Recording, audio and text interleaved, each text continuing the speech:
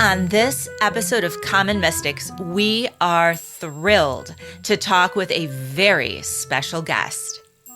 I'm Jennifer James. I'm Jill Stanley. We're psychics. We're sisters. We are common mystics. We find extraordinary stories in ordinary places.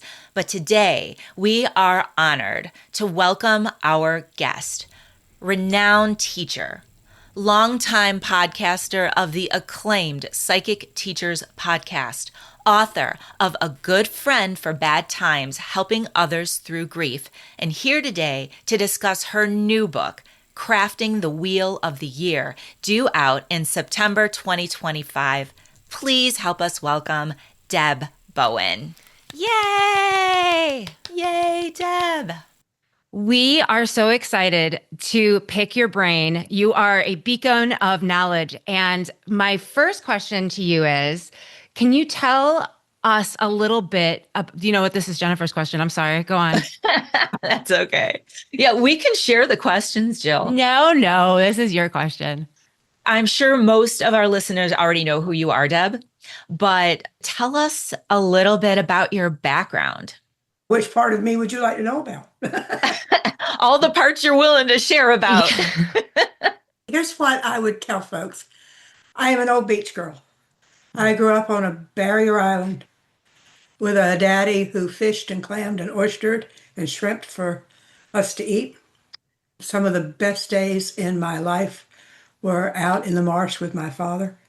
Gosh, I can't tell you how wonderful that was, and what a gift he was in being so open to looking at the world in various perspectives. While I grew up in a very traditional Protestant household, I also had a father who, when I came home in high school and said, I wanted to be a Buddhist, and I wasn't really sure what a Buddhist was, but I thought it'd be fun.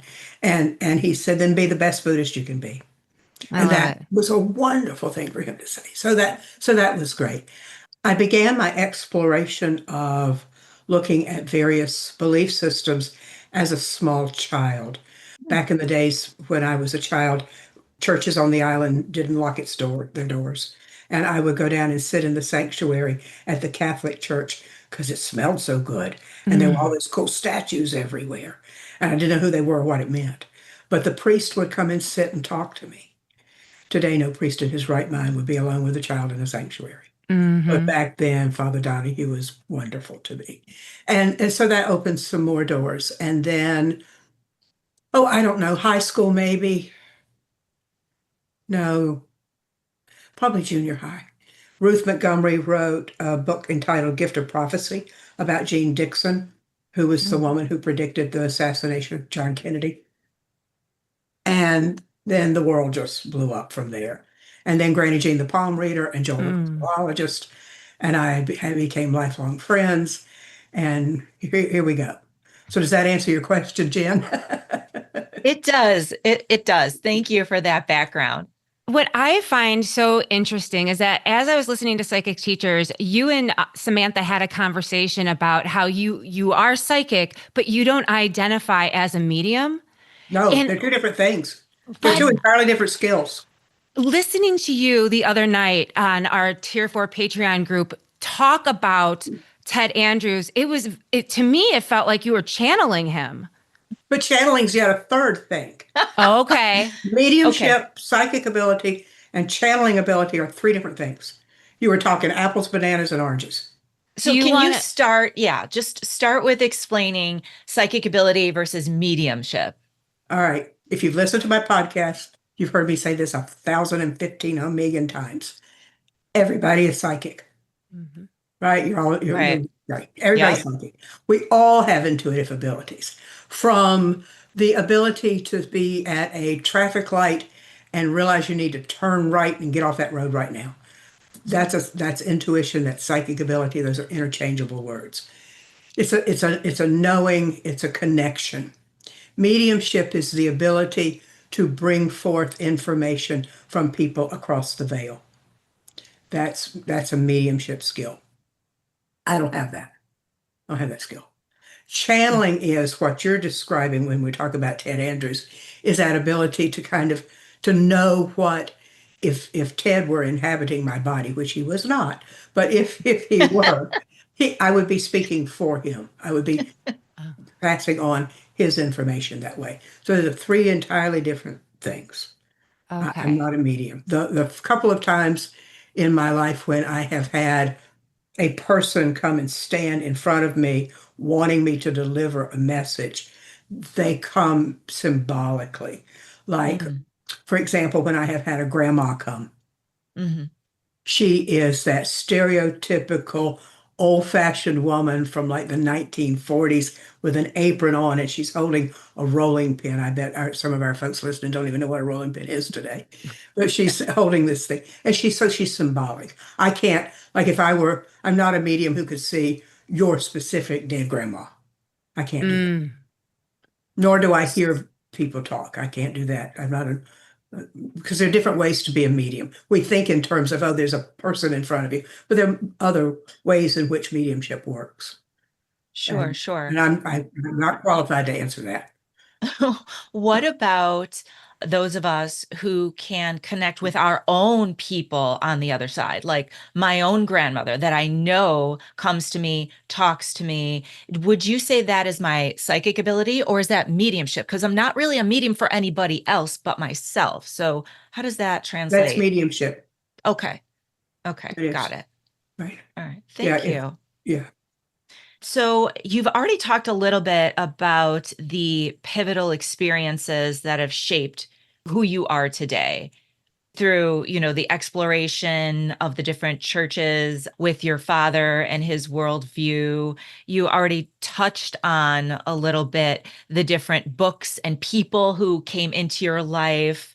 How would you describe your current belief system? Like what are you? Like I describe myself, for instance, and I don't mean to be I'm flippant. not going in a box, Jen. Give it up. I'm not doing I it. I'm love not, it. you I can't go love put me it. in a box. It's Let's not going to bust out happen. those boxes. You But like bet. for instance, like we were raised Catholic, and so we hold on to some of the Catholic belief systems, the worldview, like that all shapes the way we see spirituality today. So for you, like how do you see spirituality? Like how would you, without putting yourself in a box, like describe like your belief system and your worldview? So one of my favorite writers is a woman who's long dead.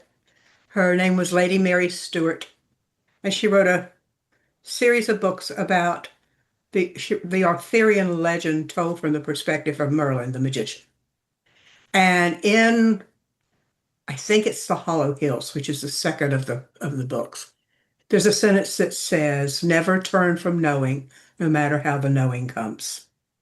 Mm. And that really does sum up my answer to your question, Jen, in that, and I never can quote this right, so please don't quote this correct, but I think it was Aristotle who said, let me see if I can sort of get it right. No, I better not try it.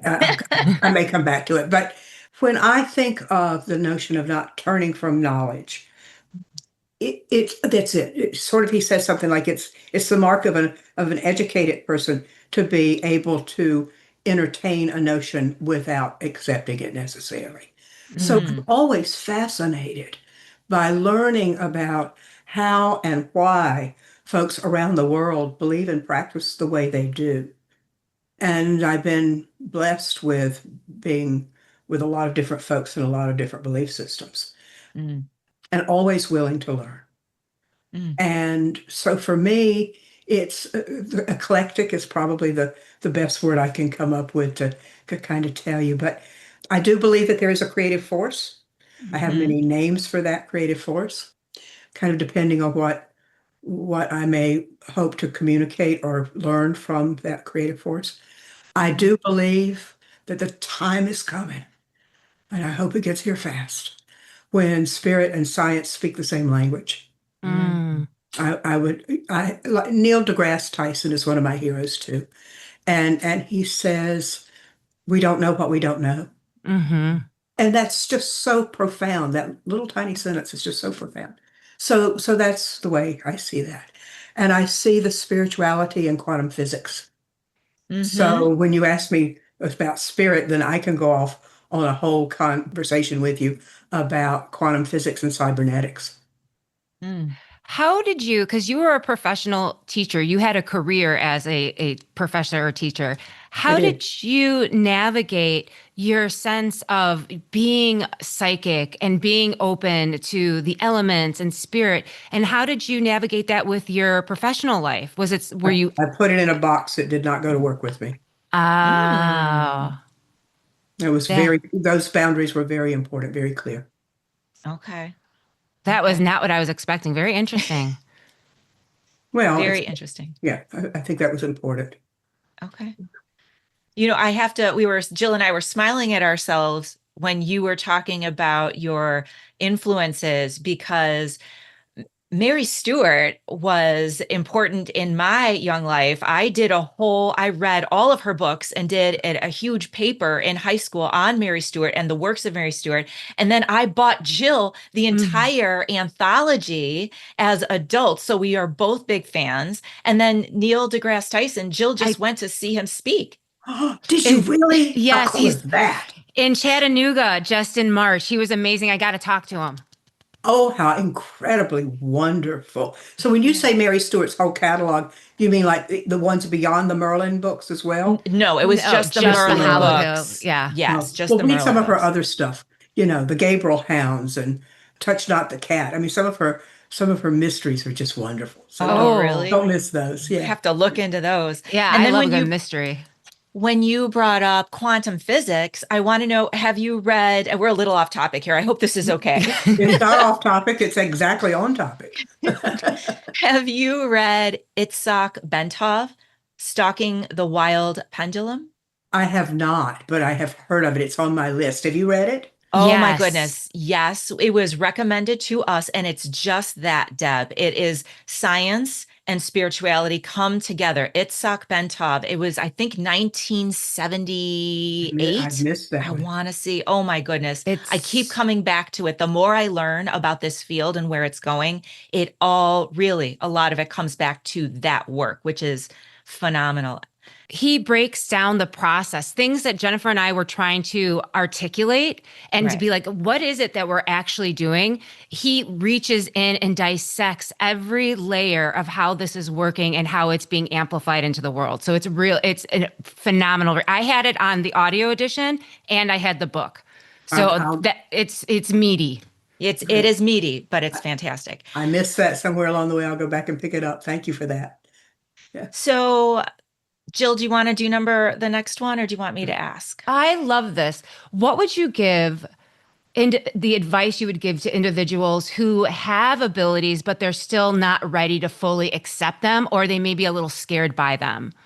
Remember, I think we all have ability. Remember that. Hmm. We do too, but there are people who I know. I know.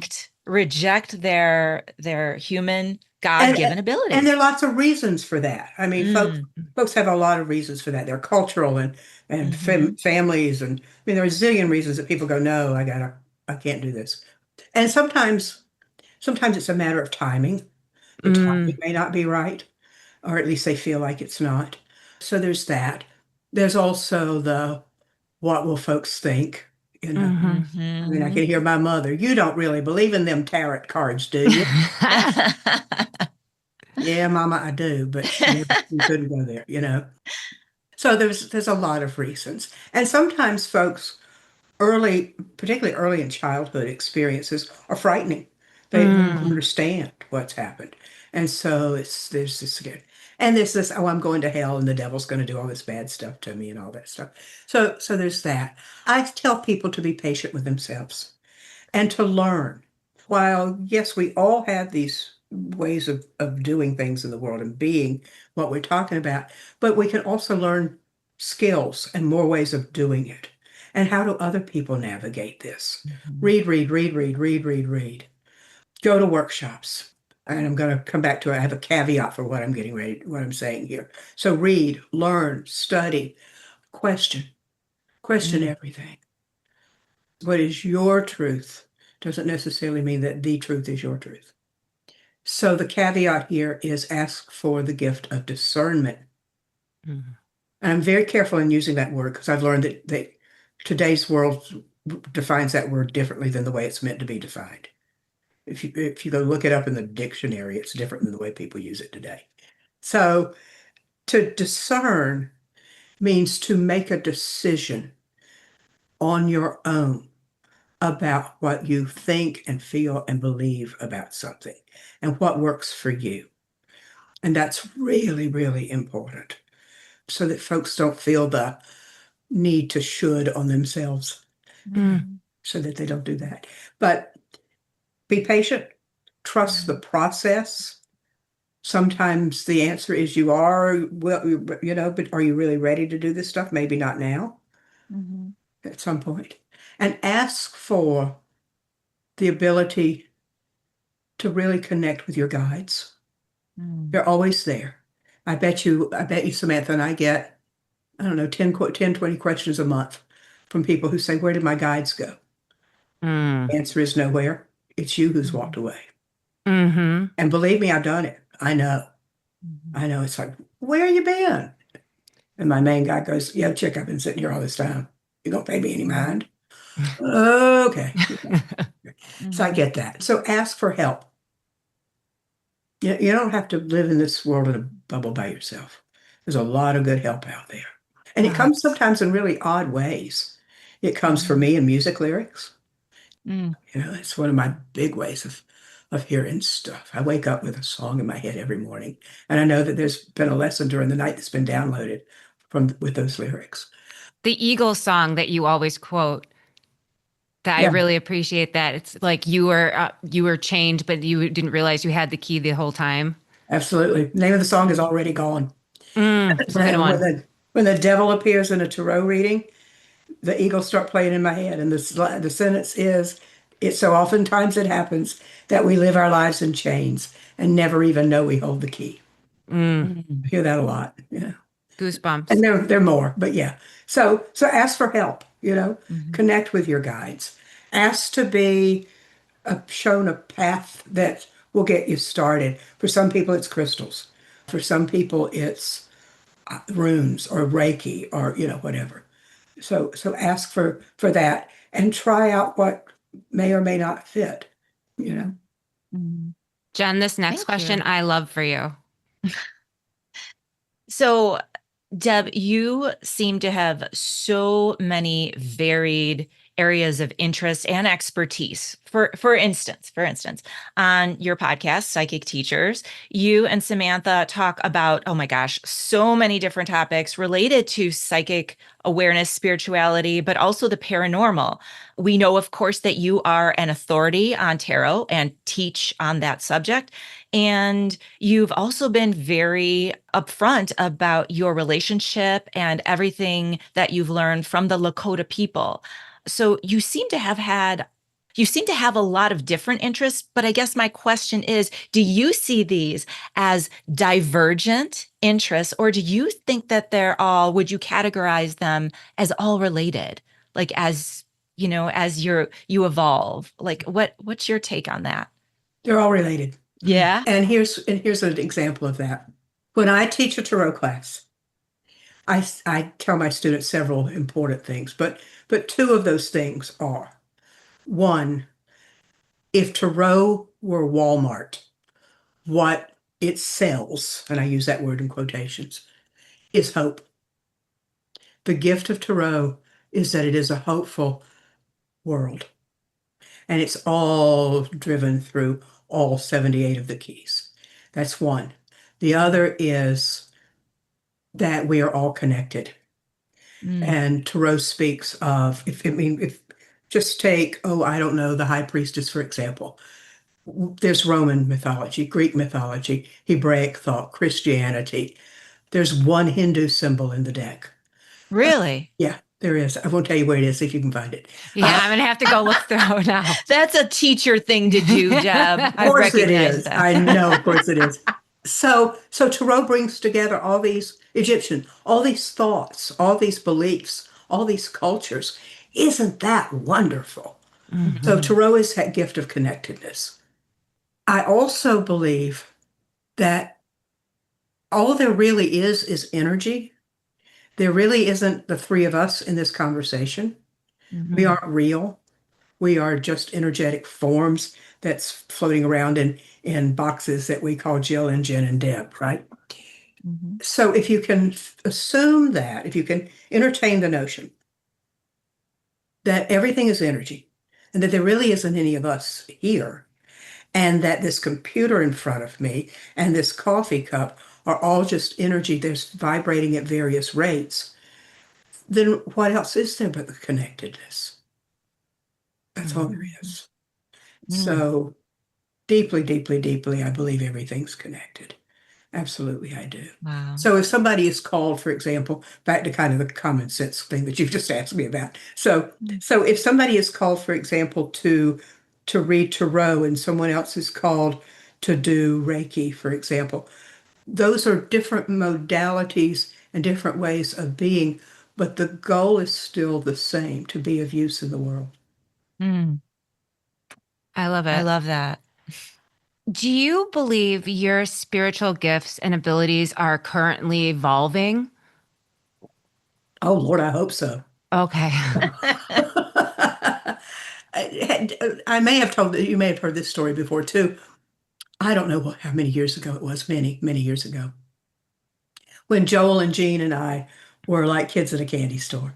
And we were learning and blah, blah, blah, blah, all this stuff, and had not had the good sense yet to ask for the gift of discernment. We were just Mm. buying it all, whatever it was, we were just bringing it in. And I was telling a coworker about all this stuff and how cool it was. And she looked at me and she said, "What do you believe?" Mm. And I realized I didn't know because I had just accepted so much. But what was my truth? So this was in the days before computers. So I sat down in my journal and I wrote all this stuff. What do I believe? And then I thought, I probably should type this. So I sat down at a typewriter and I typed it all. And then computers came along and wasn't that cool. Because what began to happen was that that original document kept morphing and growing and changing Mm. as I was morphing and growing and changing. And I Mm. was so stupid. I didn't, well, maybe computers even didn't do it back then, but I just would type over stuff. So I didn't keep each, Oh, a record of each each version. generation. Darn it. So anytime I have an opportunity to suggest to somebody that they do that exercise and then keep records of that evolution, to do it that way. I really would love to at some point gather a group of people and do a class on doing that because I think that could be so much fun. Yeah. So yes, I hope I'm still growing. I hope I'm still learning. That's very interesting. And what good advice to write down Yeah. what you believe today. Because I can picture myself as a teenager and how different. Like I was one of those as a teenager that was like, why can't I jumpstart my psychic ability? Why does it just happen when it happens? And I didn't realize it wasn't a spectator sport. I have to engage. I have to call it in. And it took me like until I was like in my 30s, Jen, until I was like, oh, I'm just really slow. They're always with me. And I just have to ask instead of waiting for them to smack me in the face with something. Absolutely. Exactly. We forget that part. Mm. Exactly. I love that. We are going to switch our focus to your new book coming out, Oh, okay. Crafting the Wheel of the Year. Please tell us what inspired you to co author this book, who's your co author, and what was the inspiration behind this collaboration? I tell you, you talk about the cosmos working in interesting ways. This has been an interesting process. It really has. My co-author of the book is Claire Gelder. Let me rephrase that. Actually, I'm her co-author. Claire is the impetus behind this book. Claire lives in England. In Oh. fact, Samantha and I are interviewing her. Let me rephrase that. Samantha's interviewing us tomorrow, Oh. and that'll be on air in the next week or so. So that'll be fun. But Claire owns a business in England called Wool Couture, and it's like a gigantic corporation because she got, I don't know, because I don't do television, but there's some kind of investor thing you can go and pitch your company to, and they'll give you investment money. That Clay got that from one of those Shark Tank Oh, is that dragons. Shark Nice. Tank? Well, she's in England, so whatever that counterpart is in Like England. But the yeah, English Oh, version. yeah, Yeah. yeah. cool. So, Wow. she has this gigantic corporation called Woolco Tour, and Woolco Tour does knitting, yarns, and craft needles, and lots of all that kind of wonderful stuff. And Claire had written 7 books before this one, and she started taking my courses and took, I don't know, a bunch of them. And at some point, she emailed me and she said, "Would you be interested in co-authoring a book with me?" And I said, "Yeah, but I don't do any of that crafty stuff. So what do you think I can do?" And so she said, "Well, what I have in mind is that we do a book that teaches about the seasons of the year. They're not just four, the 8 seasons of the year. And then you'll write that stuff, and I'll write corresponding instructions on how to do crafts that correspond to the holidays." And I said, "Well, okay." So we approached the publisher that had been doing her books, and they said, "Oh, yeah, let's do it." So we said, "Okay, here we go." Wow. Yeah.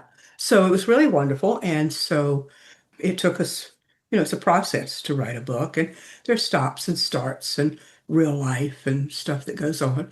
But eventually, we finally have gotten to this point, and hopefully, given shipping and all that craziness working internationally, that's been a fun challenge, but it's been a challenge. The book will be, I think, available mid-September for I sale. Fant- I get Fantastic. mine September 16th is Is, Amazon X is that what Amazon told you? mhm.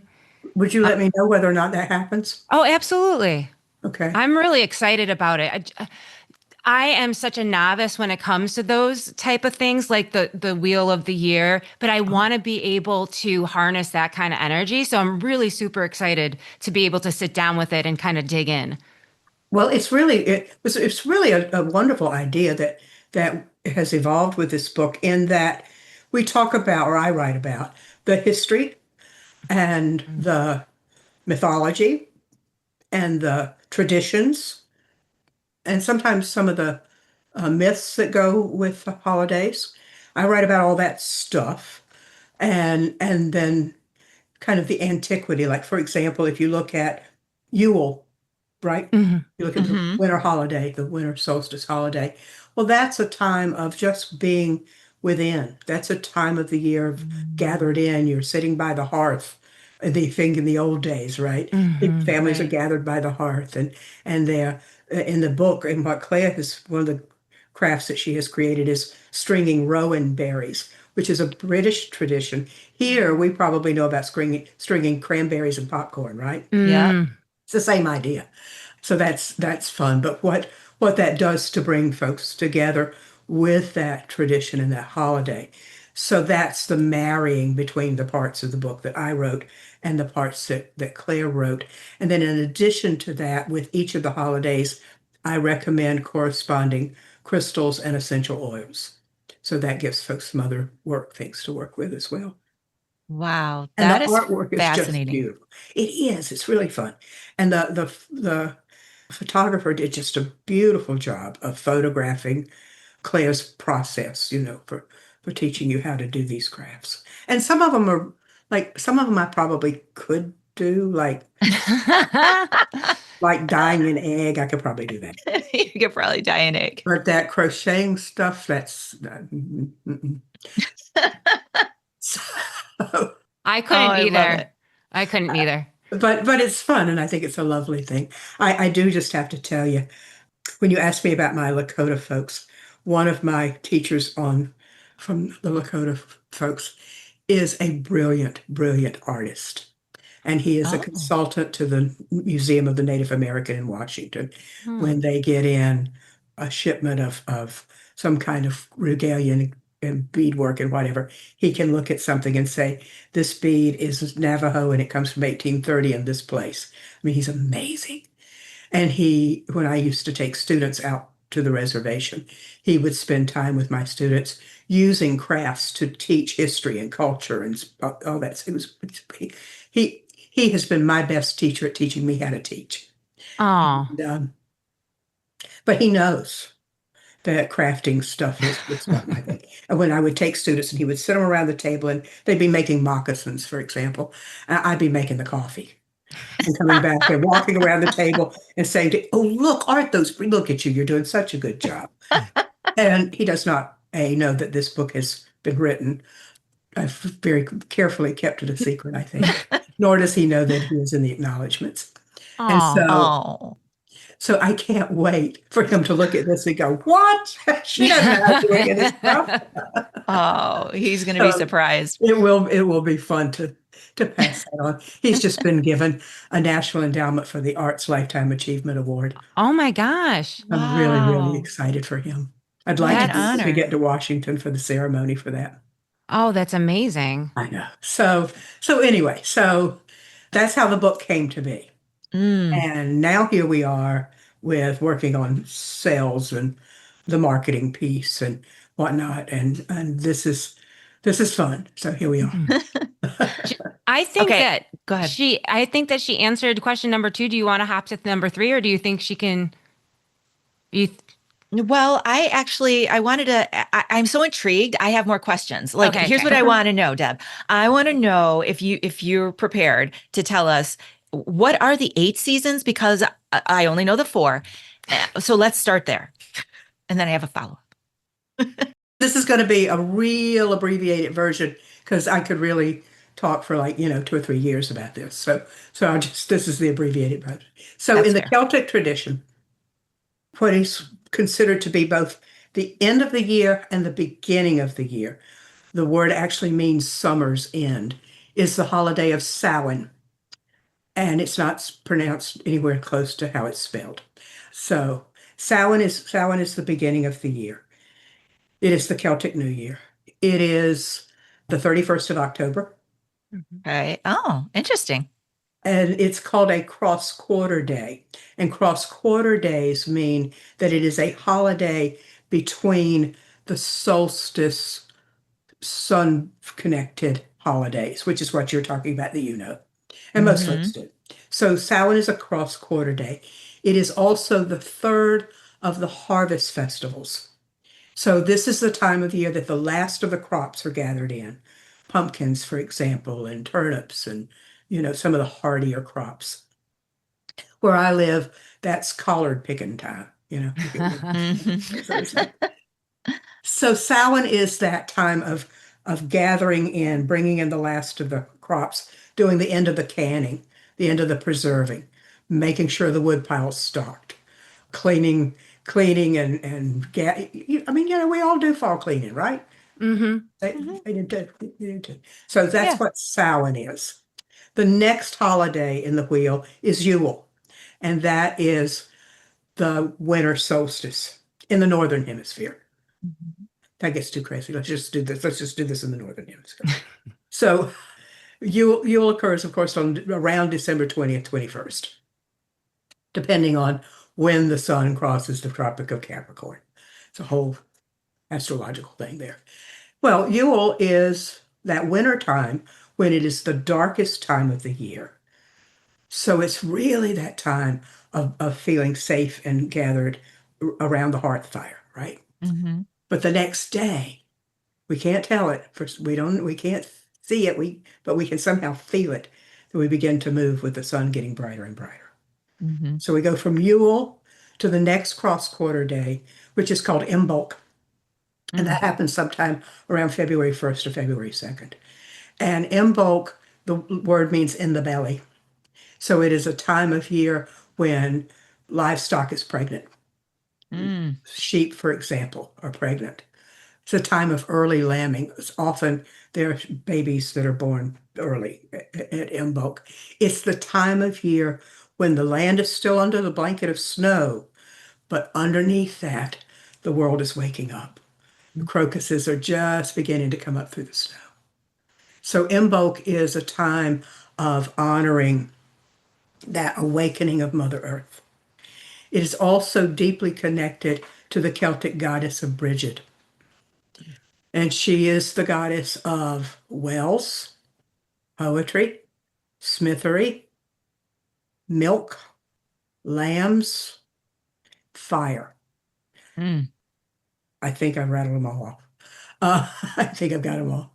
So it's that time of honoring that transition. In the Catholic tradition, you call that holiday Candlemas. Yes. Right. There you go. And what do? You walk a candle for St. Bridget through the sanctuary. Well, you got it from From the Celts. Celtic people. Yeah. We got a lot from them. I know you did. And that's cool. See, that's that connectedness stuff. Mhm. Then we go from Imbolc to the vernal equinox, the spring equinox, which is spring. And it's called Ostara. And Ostara comes from the Germanic tradition, which related to a goddess whose name was Astarte, which if you look at the word when it's written, it looks like estrogen. Looks a lot like Oh. exactly. So interesting. So this is a time of fertility. It's a time of birthing and getting prepared for a longer gestation period. So we have eggs and bunnies, right? Symbols of fertility, right? Right. So that's what we have at spring. And we know what spring looks like. The next holiday happens around May 1st. Oh, the vernal equinox is March 20th to 21st, depending on, again, the calendar. Then the next holiday is another cross quarter day. It's called Beltane. Happens on May 1st.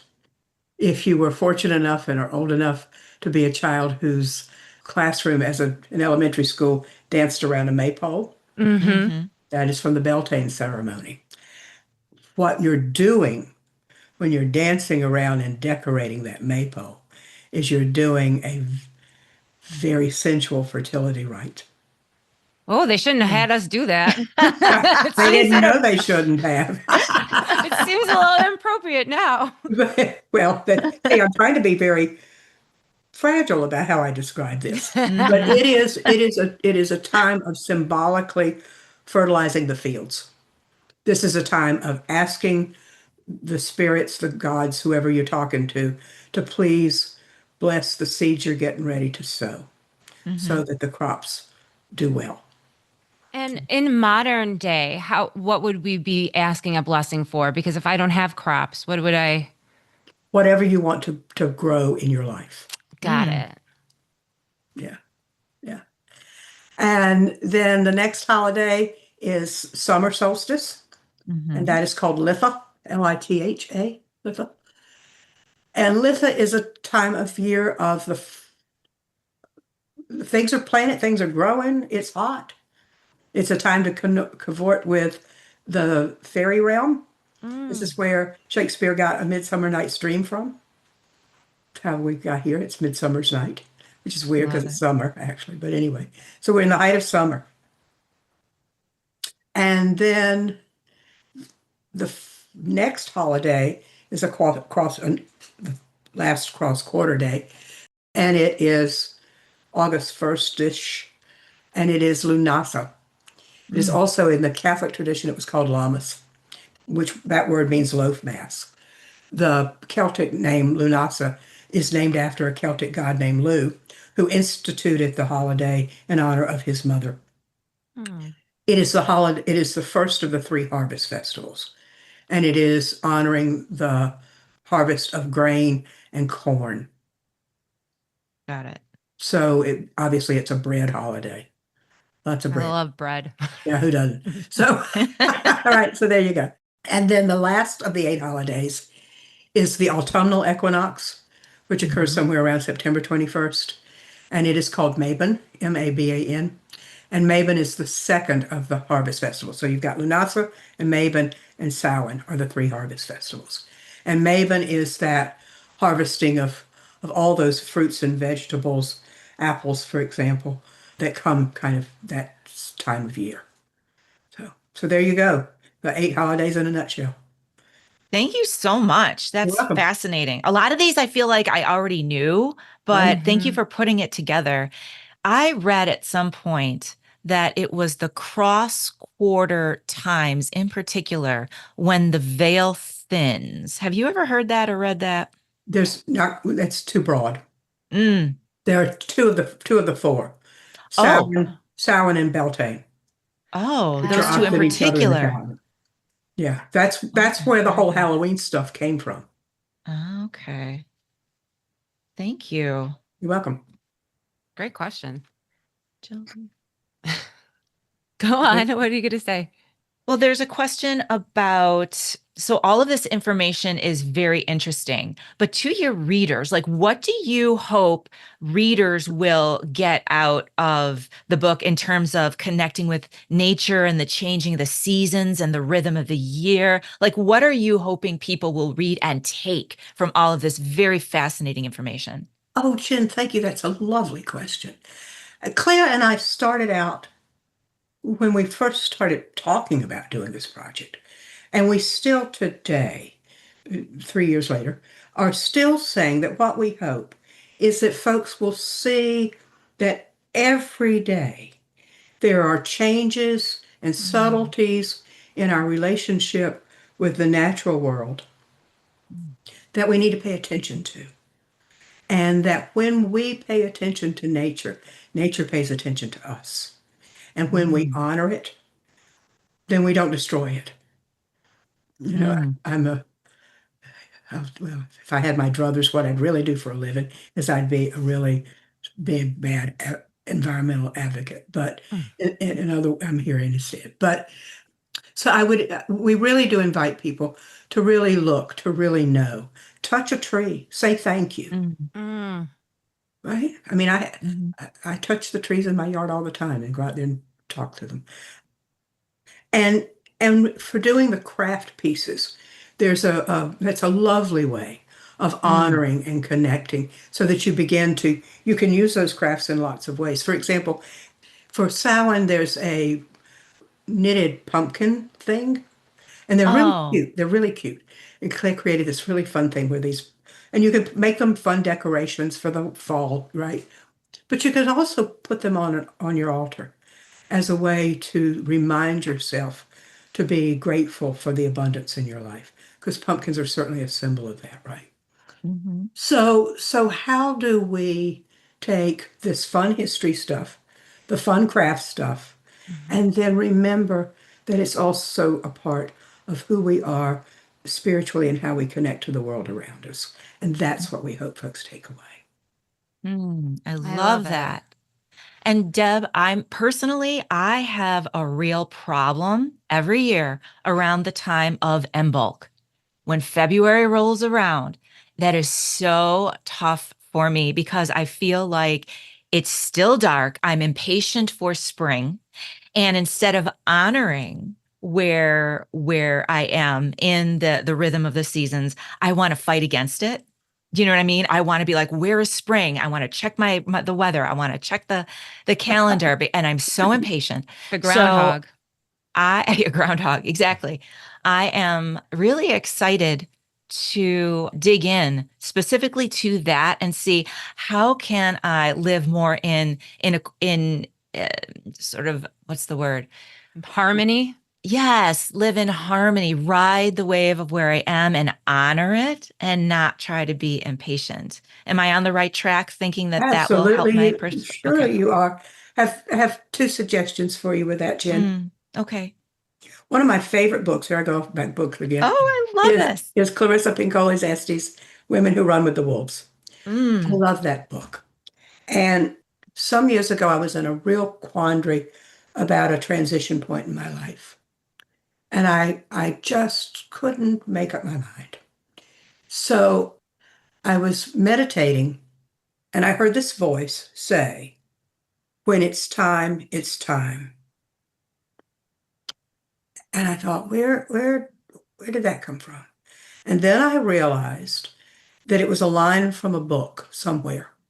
I, Oh. so I closed my eyes and I started scrolling up this page in this book, in my mind's eye.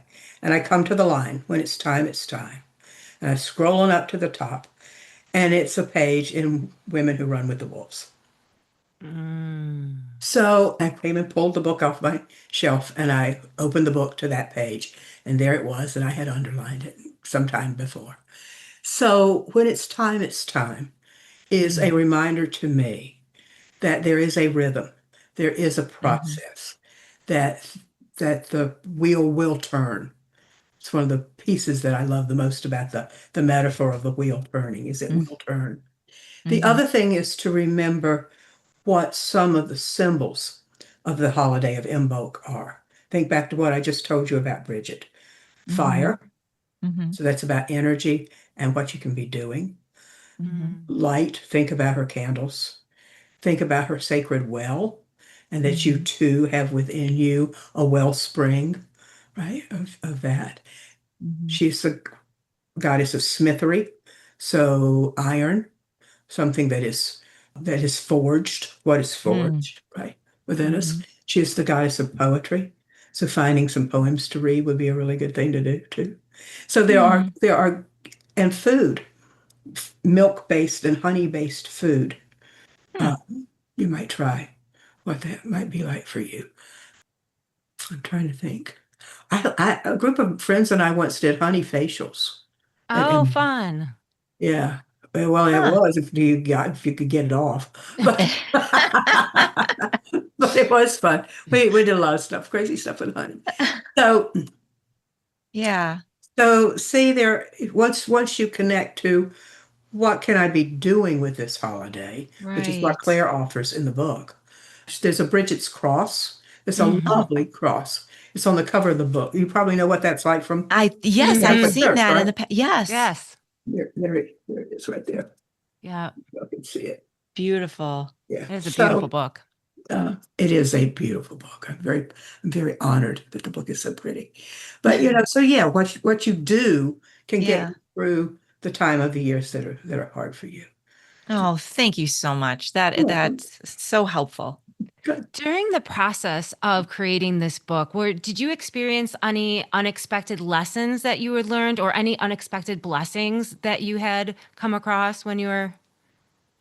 Working with Claire is certainly a blessing. She is Oh. about the most even-keeled, kind human being. I mean, she's just wonderful. Mm. And we really had a lovely experience working together. We also had an editor who was just amazing. Our editor was Mm. just amazing. And interestingly, she didn't change anything I wrote. She was a great editor. She just didn't edit. I mean, she edited, but she didn't do it except for the spelling, because she changed everything to the British spelling. Oh, okay. Oh, funny. Yeah, so everything, all those U's are there, all that stuff. But that was fun. But she was great. So it was a great process. That process was wonderful. But I also, as Claire and I brainstormed ideas about craft projects. Hmm. Most of them are Claire's ideas. So let me be very clear about that. They're mostly hers. But we did come up with a couple of things where I thought, how about if we try this? A couple of macrame projects. Uh, Ooh. fun. I It's don't very do trendy right now, Deb. Did you know I that? heard it was. I heard that. It was 50 years ago too, so it's come back around. Right. I mean, I have friends who have macrame curtains in their house. Oh, wow. Wow. That was 50 years ago. So there you go. So do you have a favorite time of year and or a favorite ritual or craft or practice that corresponds to one of your favorite times of year? I celebrate all 8 holidays. Okay. I celebrate them all because it's a part of the process. They don't Yeah. live in a vacuum. Just like we were talking about beliefs being connected, so is the wheel. It's ever spinning and ever connected. However, the truth is, Samhain is my favorite holiday. Yeah. I love that it is both a time of reflection and a time of preparation and planning for the next year. So I love that. Mm. I love fall foods. Uh, Mm. I try to be a nice person.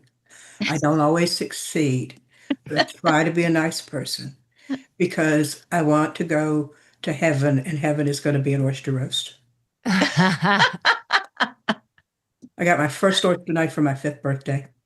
I still have it and I still use it. So oysters are a fall food? Where I live, they I did are. not know that. We're from the Wow. Midwest. We're very Oh, you don't know. uh-uh. No. We have pumpkins. And pumpkin There's a lot of spice. pumpkins in Illinois. We have pumpkins here too.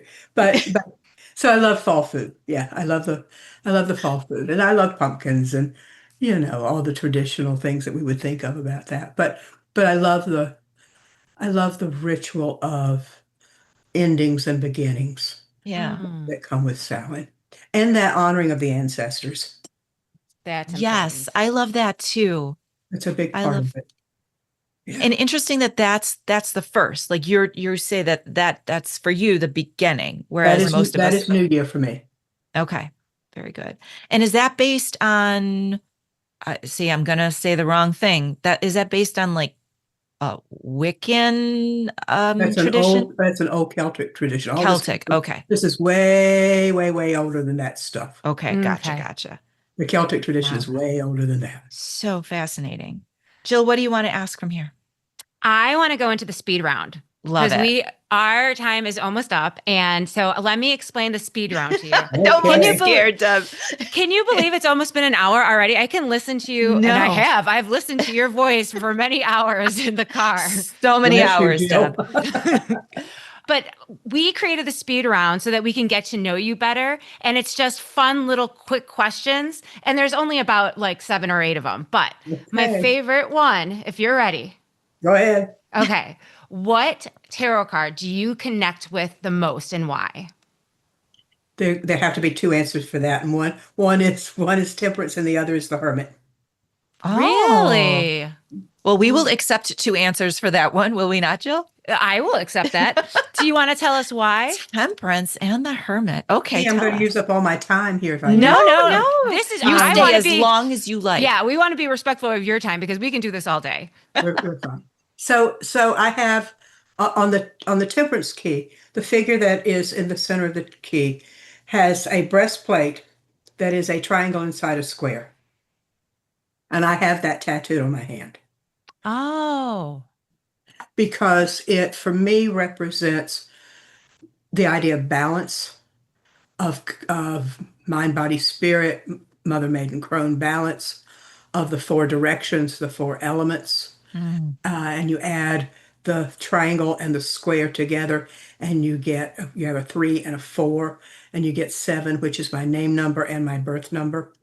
It is also the name number of cosmic consciousness.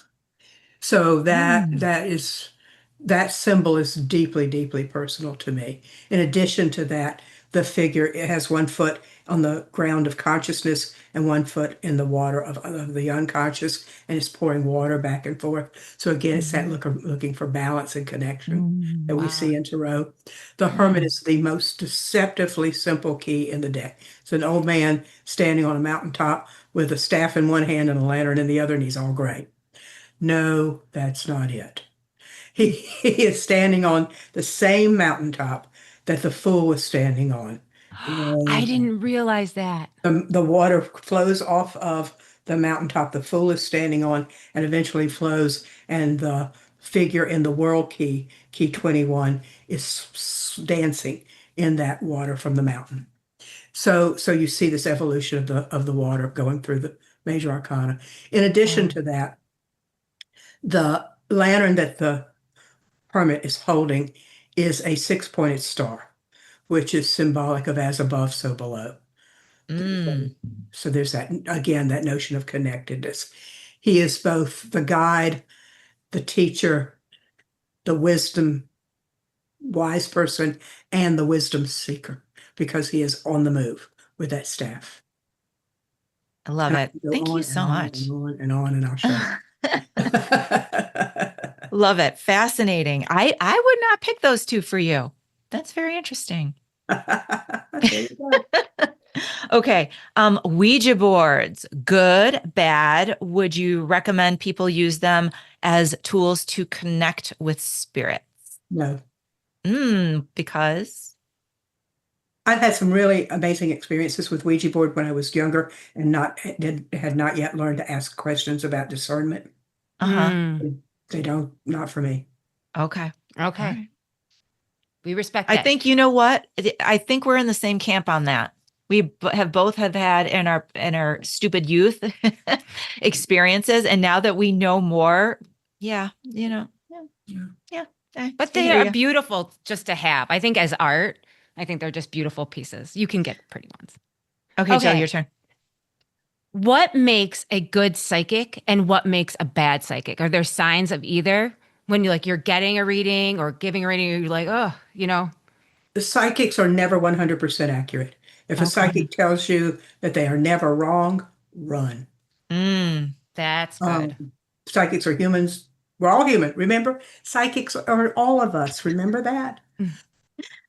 I don't know about bad psychics, but I would just say that if you're reading with someone professionally, they have an obligation, I believe, to be honest, to be mhm, kind, but mhm, also to know where the limits of what they're able to share really is.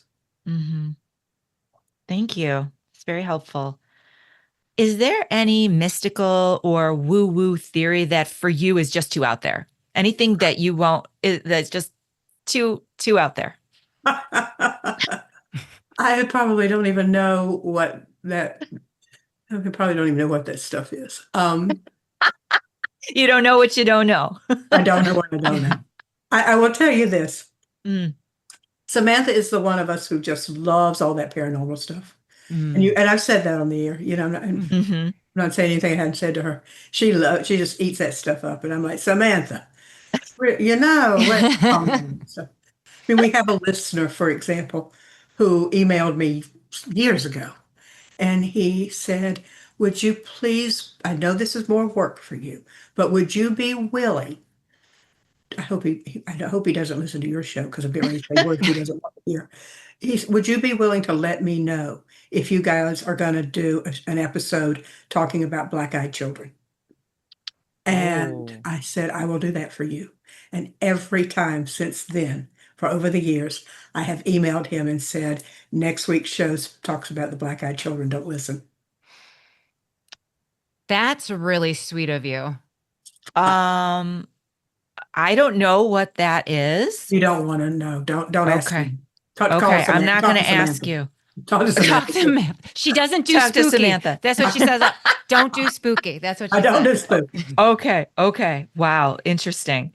How do you recognize the opportunity for spiritual growth? And when that Mm. opportunity arises, do you always jump in and you're like, okay, spirit, or sometimes you like, spirit, I'm just not today? And sometimes I'm kicking and screaming. I don't Yes. want to do it. No, leave me alone. I don't want to learn that lesson. Sometimes those lessons are hard. Mhm. I sometimes don't know that I always know them, Jill. I don't. I think there may be times when I look back and think, oh man, I missed that. Sure, it went right over my head, whatever it was. Can I have a do-over? Can I fix that? So there's that sometimes. But I have routines and rituals that I hope help me stay on track and stay aware. Yeah. I love that. Before my feet hit the floor in the morning, I say thank you. Before I go Mm. to sleep at night, I say thank you. You know, Emoto, who wrote the book about hidden messages in water, said that the most important thing we can do in life is gratitude. And I Mm. and I do believe that, actually. Mm. I do too. I have so many notes. Just writing all this down. I Jen. know. I don't think I've ever learned so much from an interview. I'll keep going. Just a few more, Deb. Okay. What psychic, living or deceased, would you most like to meet and learn from? Oh, what a great question. Edgar Casey. Yes. Good Oh, one. love. Good Samantha one. and I have presented several times at the Casey Institute. I did not know that. Yeah, if you go to their website and look up our names, you can see things we've talked about and done.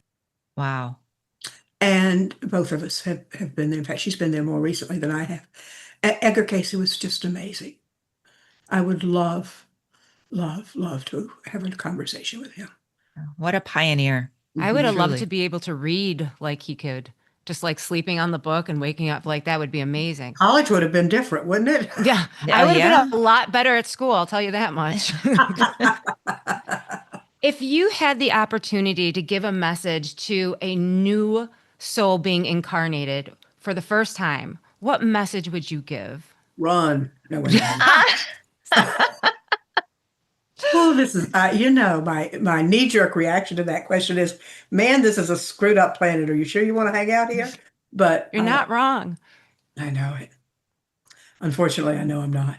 Live in the light and trust the process. Ooh, I love it. Beautiful. So, what's next for you, Deb? Like, what's in your future? What will you be doing in the next year, few years? What are your plans? Oh, golly. Well, I'm in the midst of doing this marketing for this book. One of my favorite authors is a man named Jason Mott. Jason won the National Book Award with his last book called Hell of a Book. And he's just published a new book called People Like Us. And he is from where I live. And he had a book launch party last night at the same bookstore that's going to do the launch party for my book. And so I went to see Jason last night. I've taken several workshops and classes with him and just adore him. And he was talking about that tension of he's in the middle of marketing this book, and yet he's making notes for the next book and writing and working. And I'm like, son, when do you sleep? I mean, I didn't say that to him, but I sure wanted to ask. And so that's the tension for me, is when I feel like I have the least amount of time to dedicate to it, that's when the writing stuff bubbles up and I want to keep writing. I have published several pieces, I'm not quite sure how many now, in a literary journal that focuses on some environmental work. And I'd love to have some more time to get back to my environmental writing. So there's that. There's a novel that needs like its umpteenth edit, so that's floating around out there too. Ooh. The other, yeah, I wrote the first draft some years ago. So that's floating around. It needs updating. And then I keep coming up with ideas of other kinds of courses that I want to teach. And yet I've got a lot of folks wanting to know when I'm going to get back to my regular routine and cycle of my tarot courses. So there's that. That's probably enough. That's a lot. That's a lot. That's a lot, Deb. Well, I just don't have time to die. I got too much to do. You better. We need you around speaking wisdom and bringing the light, because you are just like you're a lighthouse. So thank you so much. How can people get their hands on your new book, Crafting the Wheel of the Year? Several ways. They can go to my website, debbowen.com, DEBBOWEN.com. If your listeners are outside the US, they can go to Claire's website, which is woolcouturecompany.com. So you can do it that way. And if you go to our website and order directly from us, you get these pre-sale goodies that Claire has created. I've done a meditation. Claire's created a crochet Merlin the cat pattern. After my Merlin. And I know it makes me cry. And a knitted Minerva the owl pattern. And there's something else. That may be all I can think of. So anyway, so you get these gifts that go with that. But you can also order from bookshop.org.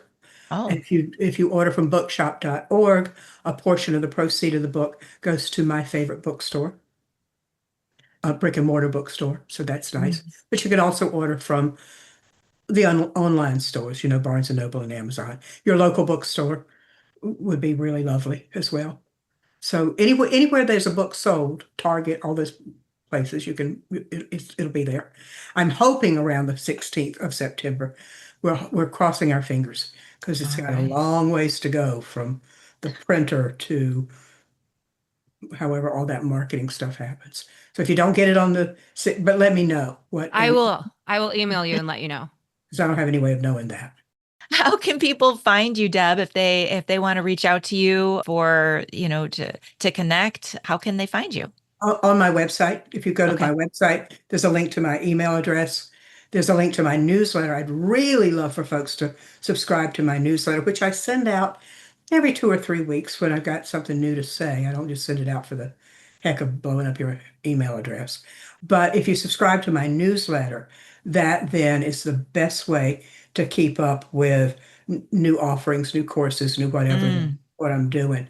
It took me a long time to understand that people don't listen to our podcast episodes in order. People That's just cherry pick. What's up with yeah, that? In my mind, all of that's some kind of, but that's not the way the world works, I know. So, so you miss stuff. sure. Or you hear something and you go, "Oh, are you teaching that class? I didn't see it on your website." No, that podcast episode was 3 months ago.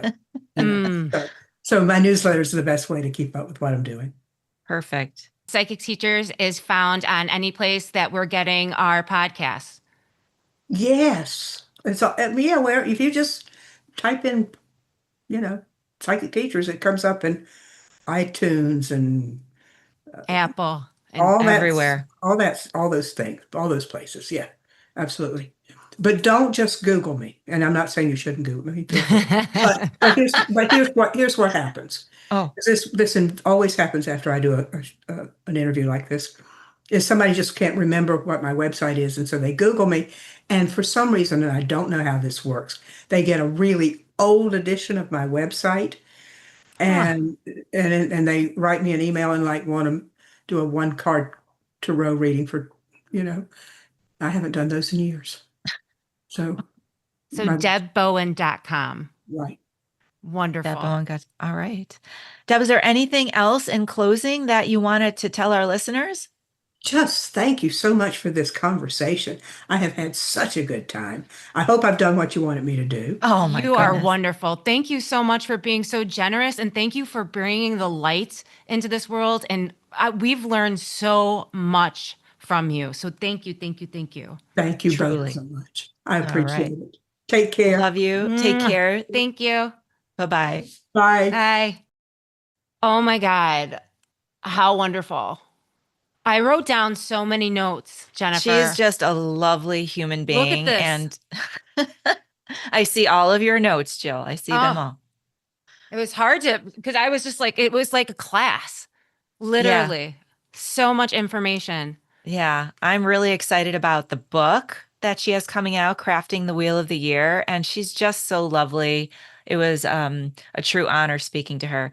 But did you want to tell our listeners where they can find us? Yes, please check out our website, commonmystics.net. You can email us for reading requests and for class requests at commonmystics@gmail.com. Please find us on all the socials at Common Mystics Pod. And don't forget, please share, tell people about us because we're growing and it makes us so happy. My tail wags every time I see more numbers going up, up, up, up, up.